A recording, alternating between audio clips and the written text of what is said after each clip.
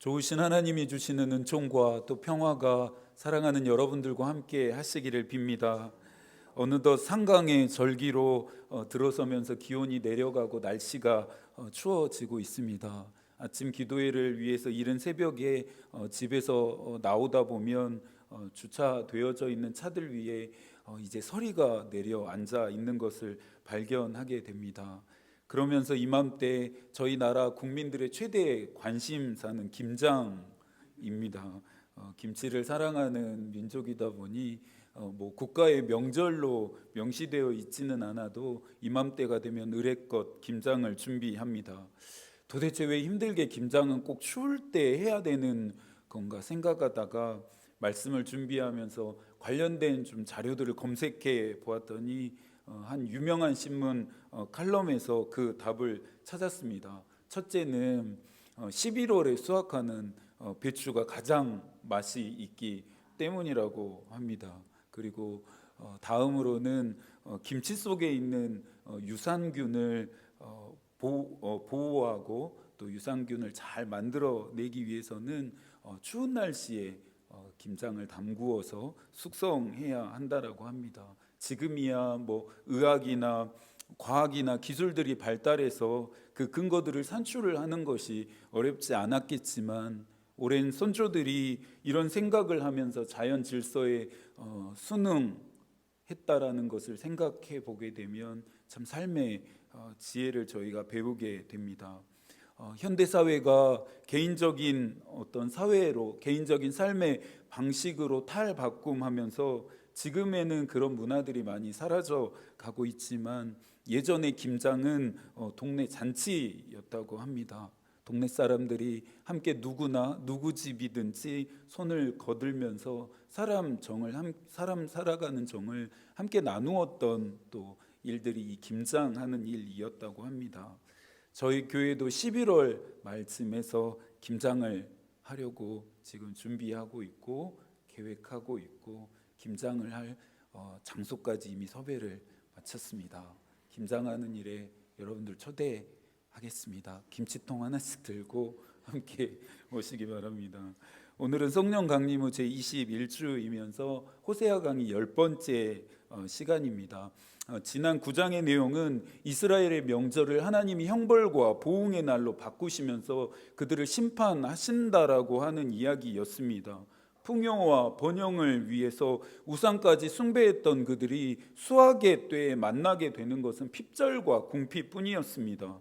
기브아 시대처럼 부패한 그들이 사는 땅에는 하나님의 진노가 광풍처럼 몰아닥치게 됩니다. 찬란한 영광이 사라지죠. 땅의 생명이 끊어지게 됩니다. 찔레와 가시뿐인 황폐한 곳으로 변해버리고 맙니다. 누군가는 묻겠죠. 도대체 전능하신 하나님을 섬기는 이 백성들이 어떻게 이렇게까지 될 수 있는 것이냐.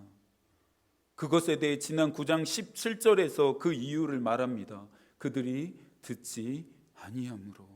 참담하고 끔찍한 일을 경험해야 했던 이유는 이스라엘이 하나님의 음성을 듣지 않았기 때문입니다. 하나님의 말씀하심 그리고 하나님이 보내신 예언자의 경고에 귀 기울이지 않았기 때문이죠. 그렇다면 이제는 우리가 질문해야 합니다.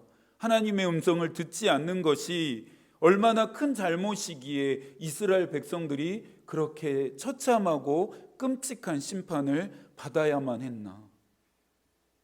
하나님의 음성을 듣지 않음은 곧 이스라엘 백성들이 자신의 주인된 하나님을 인정하지 않았다라고 하는 것이고 자신들이 얻은 모든 것들이 하나님께로부터 왔음을 부정하는 일이 됩니다. 그들은 하나님의 음성을 듣지 않아서 죄악된 길에 들어선 것이 아니라 계속해서 죄악을 따르고 싶어서 죄악을 따르려고 하나님의 음성을 더 이상 듣지 않기로 결정한 것이죠. 요한복음 10장에는 너무나 유명한 선한 목자의 비유가 나옵니다.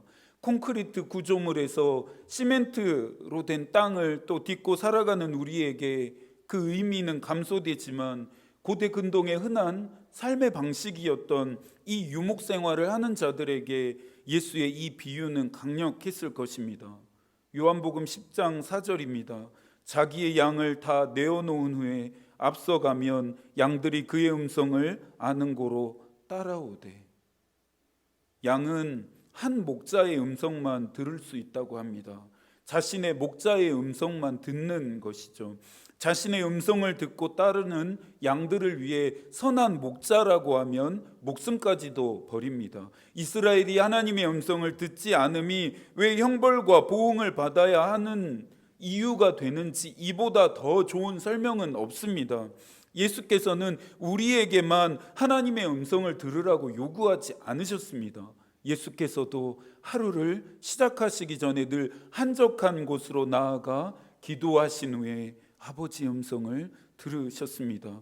요한복음 14장 24절입니다. 너희가 듣는 말은 내 말이 아니요 나를 보내신 아버지의 말씀이니라.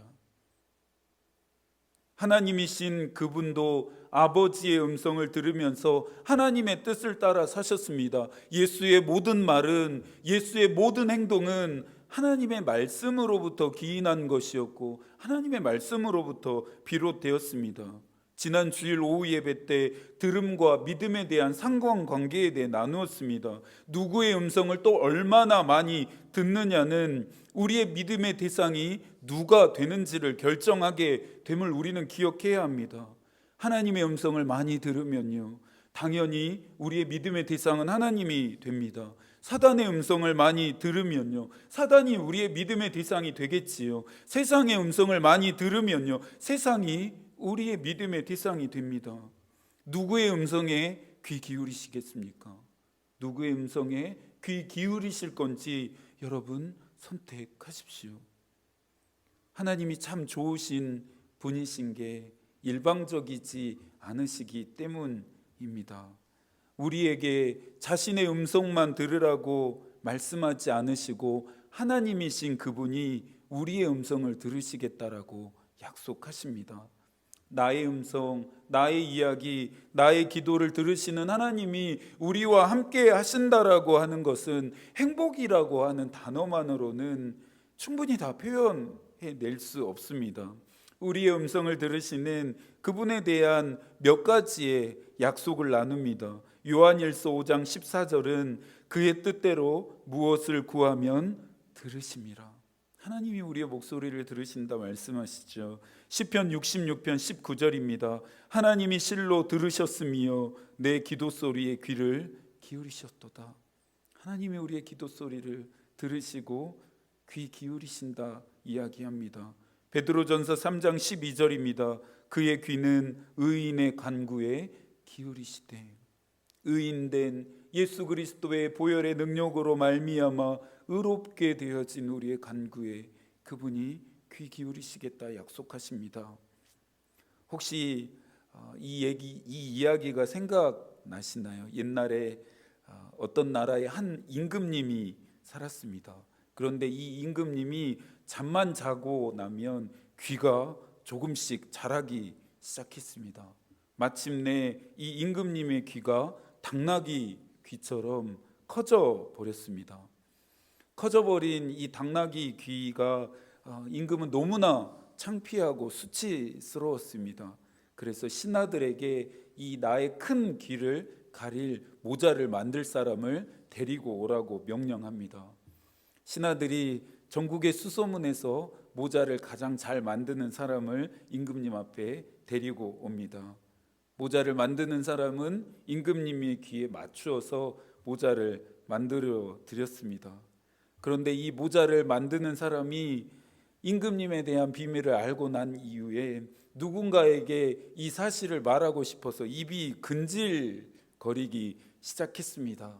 그런데 누구에게 발설하면 목숨을 잃게 된다라고 하는 무서운 경고 앞에 늘 어떻게 할 수 없었습니다. 그러다 더는 참을 수 없어서 어떻게 했습니까? 대나무 숲속으로 들어가서 임금님 귀는 당나귀 귀라고 하면서 실컷 매일매일 소리쳤습니다. 그 뒤에 이야기 내용은 어떻게 되는지 잘 아시지요? 저에게는 이 예배당이 대나무 숲이라 할 수 있습니다. 누구에게 말할 수 없는 이야기들, 그리고 내 문제와 어려움뿐만 아니라 교우들의 문제와 어려움을 끌어안고 하나님께 소리치고 기도하는 이 예배당이 저에게는 대나무 숲입니다.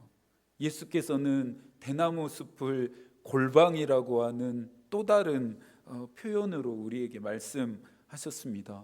여러분들에게는 골방이 있으십니까? 하나님을 깊이 만나는 여러분만의 대나무 숲이 있으십니까? 하나님의 음성을 듣고 또 하나님이 여러분의 음성을 들을 수 있는 그런 장소쯤 하나 만드시는 것도 신앙의 큰 유익이 된다 여겨집니다. 무엇보다 우리가 예배하는 이 소중하고 귀하고 아름다운 이 예배당이 여러분들에게도 그런 대나무 숲이 될 수 있었으면 좋겠습니다. 오늘의 본문인 10장의 주된 내용은 우상을 숭배하는 이스라엘에 대한 심판입니다. 그러면서 이 10장은 크게 두 단락으로 나눌 수 있는데요. 1절부터 8절까지는 이스라엘의 헛된 제사에 대한 심판의 예언이고 9절부터 15절까지는 하나님을 실망시킨 이스라엘에 대한 이야기입니다. 그렇다면 먼저는 이스라엘의 헛된 제사에 대한 하나님의 심판의 선포를 먼저 살펴봐야겠습니다. 1절과 2절인데요. 함께 읽어볼까요? 이스라엘은 열매 맺는 무성한 포도나무라. 그 열매가 많을수록 제단을 많게 하며 그 땅이 번영할수록 주상을 아름답게 하도다. 그들이 두 마음을 품었으니 이제 벌을 받을 것이라. 하나님이 그 제단을 쳐서 깨뜨리시며 그 주상을 허시리라. 이스라엘은 포도나무의 열매가 많을수록 제단을 많이 만들었고 번영과 풍요를 누릴수록 주상을 세워갑니다. 이스라엘은 자신들이 누리는 이 풍요와 번영을 바탕으로 하나님을 위한 많은 제단을 만들었습니다. 주상과 같은 종교적인 상징물들을 많이 만들어가면서 많은 제사를 하나님께 드립니다. 그렇게 함으로써 자신들이 해야 할 하나님께 대한 영적인 도리를 다 했다라고 생각했고, 그것으로 말미암아 하나님도 잘못된 길을 가고 있는 자신들의 행태를 눈감아 주실 거라고 기대했던 것 같습니다. 많은 제단에서 많은 제사가 드려지면 좋을 일이지만 이것이 심판의 이유가 된 것은 그들이 예배하는 것이 하나님만이 아니었기 때문입니다. 그들이 오직 여호와 하나님만이 아닌 다른 신들을 위해서도 제단과 주상을 만들었다라고 하는 점을 오늘 본문을 읽노라면 배제할 수 없습니다. 호세아서 서문 시간에서도 다루었던 것처럼 예언자인 호세아가 활동했던 이 북이스라엘은 최고의 전성기를 누리고 있었습니다. 하지만 이 시대는 북이스라엘 역사에서 가장 사회적으로, 영적으로, 도덕적으로, 윤리적으로 타락한 시대이기도 했습니다. 이스라엘은 하나님을 섬기는 것이 좋았습니다. 그런데 바알을 섬기는 것도 좋았습니다. 이스라엘에게 하나님이란 그들이 섬겨야 할 유일한 여호와가 아니라, 그들의 주인 되어 주시는 하나님이 아니라 그들이 섬기는 여러 신들 중에 하나의 신에 불과했던 것입니다.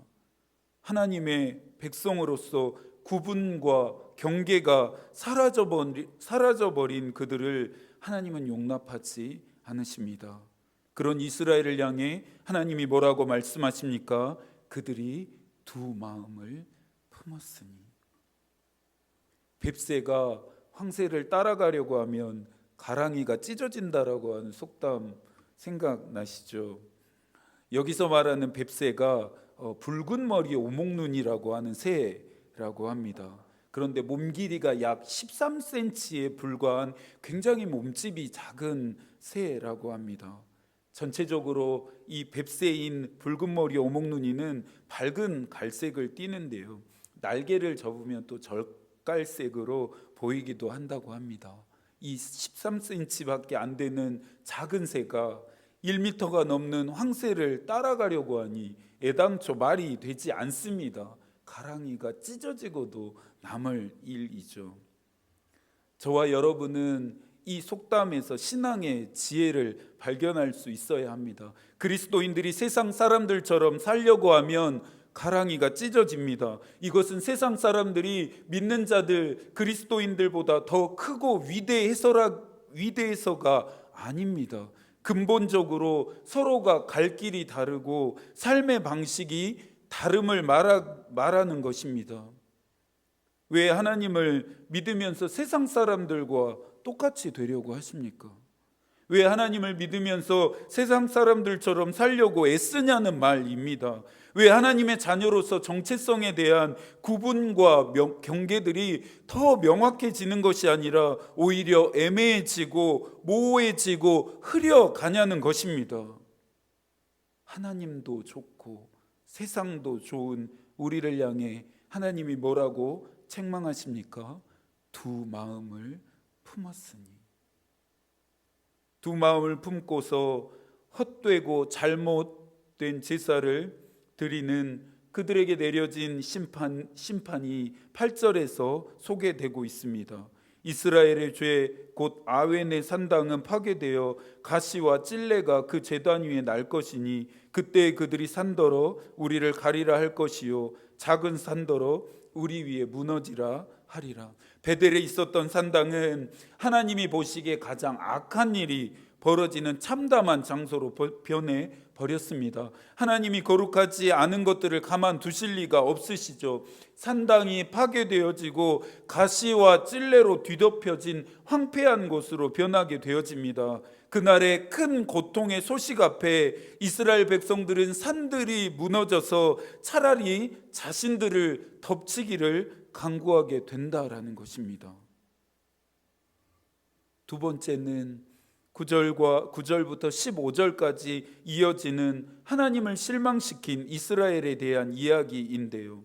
9절에는 우리가 주목해 볼 만한 표현이 나옵니다. 9절의 말씀도 한 번 더 읽어 볼까요? 이스라엘아, 내가 기브아 시대로부터 범죄하더니 지금까지 죄를 짓는구나. 그러니 범죄한 자손들에 대한 전쟁이 어찌 기브아에서 일어나지 않겠느냐.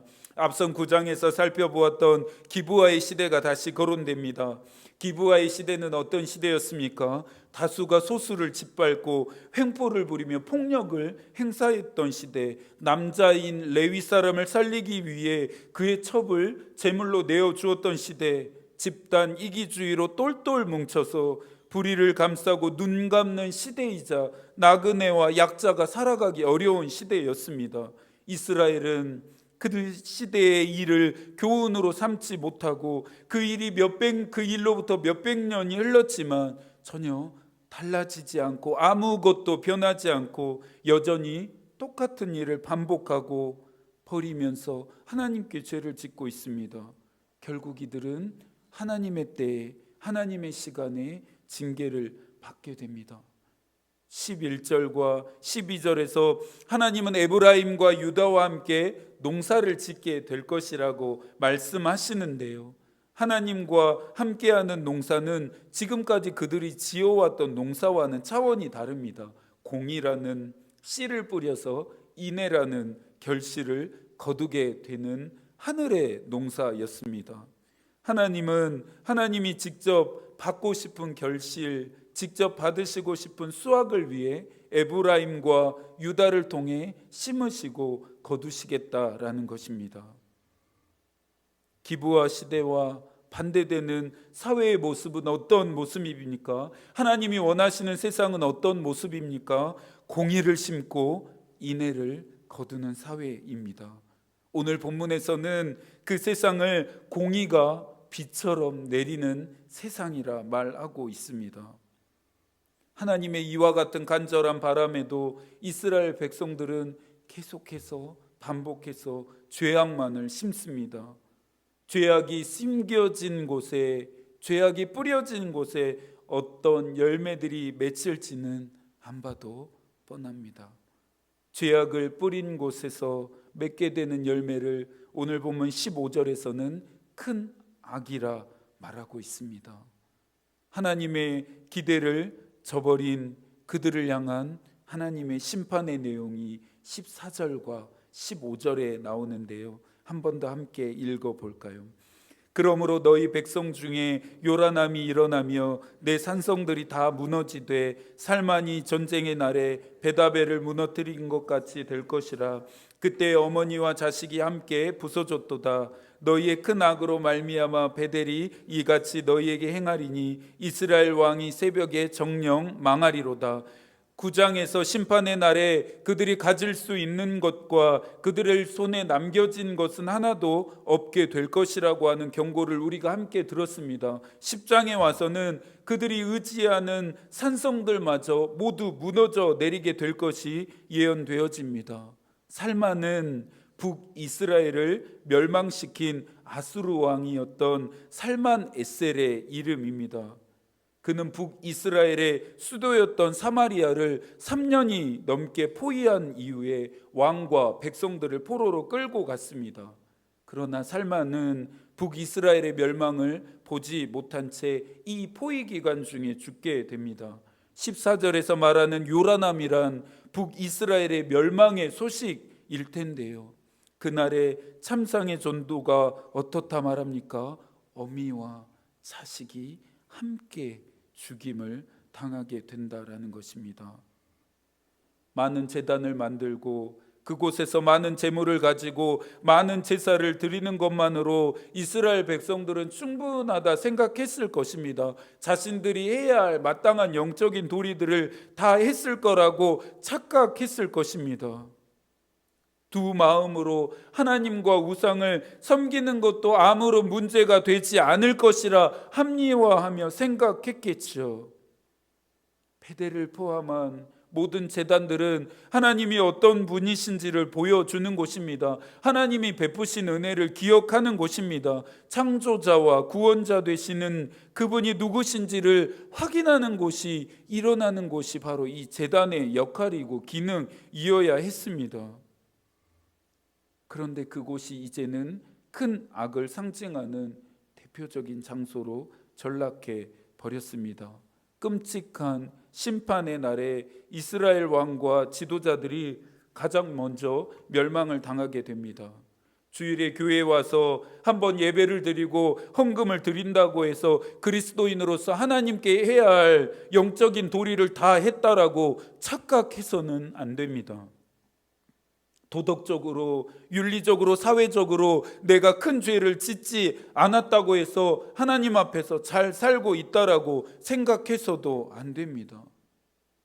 물론 그리스도인으로서 예배와 헌금과 도덕적이고 윤리적인 생활을 하는 것 너무나 중요한 일입니다. 이것도 마땅히 믿는 자들인 우리가 잘 지키고 해야 할 일인 것은 분명합니다. 그러나 이것이 다가 아님을 우리가 잊지 말고 기억하자라는 것입니다. 하나님이 원하시는 인애와 공의의 삶을 사는 데까지 나아가야 한다라는 것입니다. 왜 그렇습니까? 하나님이 우리에게 정말 원하시는 것은 바로 이런 것이기 때문입니다. 저와 여러분의 신앙생활은 하지 말라라고 하는 것에 초점을 맞추는 것이 아니라 하라, 행하라에 초점을 맞추는 삶이어야 합니다. 토마스 아킨피스의 그리스도를 본받아라라고 하는 책이 있습니다. 기독교 고전 중에서 최고로 꼽히는 이 책은 루터나 웨슬리 등과 같은 과거와 현재의 많은 믿음의 선조들의 영성에 큰 도전과 깊은 울림을 주었던 책입니다. 특히 웨슬리는 그리스도를 본받아라고 하는 이 책은 1000번을 거듭해서 읽더라도 결코 만족을 얻을 수 없다. 그 영적 원리들은 묵상의 씨앗들이다. 따라서 거기에 담긴 내용들은 고갈되는 법이 없다라고 말하면서 찬사를 아끼지 않습니다. 책의 내용 중에서 사랑 안에서 행함이라고 하는 주제의 내용이 있는데요. 한번 들어보시겠어요? 주보에도 그 내용을 실어 놓았습니다. 사랑이 없이 외적으로만 행하는 것은 그 누구에게도 유익이 되지 않습니다. 반면에 사랑으로 행하는 것은 그 일이 아무리 사소하고 보잘것없어 보이는 일이라도 온전한 열매를 맺습니다. 하나님께서는 어떤 사람이 얼마나 큰 일을 하였는지를 보시는 것이 아니라 얼마나 큰 사랑으로 어떤 일을 행하였는지를 보시기 때문입니다. 만약 하나님이 우리를 평가하신다면 우리가 얼마나 큰 일을 했는지는 아닐 것입니다. 어떤 일을 행하였는지입니다. 사소하고 보잘것 없더라도 인애와 공의를 심는 마음으로 한 모든 일은 하나님이 보시기에 기쁜 일이 됩니다. 토마스 아킨피스는 그 마음을 사랑이라 말하고 있습니다. 예언자 호세아가 살아야 했던 시대는 하나님을 사랑하지 않고 이웃도 사랑하지 않는 그런 차갑고 무정한 사람들로 가득한 사회였습니다. 추위가 시작되면서 깊이 넣어두었던 겨울 옷들을 꺼내게 됩니다. 피조세계도 울긋불긋한 옷들로 자신들의 옷을 서둘러 갈아입고 있습니다. 그 풍광이 너무나 눈부시고 아름답습니다. 저와 여러분의 있음이 다른 사람들에게 그렇게 보여질 수 있으면 참 좋겠다라고 하는 생각을 해보게 됩니다. 믿는 자들인 우리의 삶이 세상 사람들이 보기에 그렇게 아름다워야 하지 않을까요? 이 한 주간도 하나님이 여러분과 함께 하시기를 기도하겠습니다. 인애와 공의를 심는 마음으로 적은 것에도 충성하고 헌신하는 삶을 살아가는 저와 여러분이 될 수 있기를 기도하겠습니다. 하나님의 마음이 우리의 기도가 되고 하나님의 뜻이 우리의 길이 되기를 빕니다. 아멘.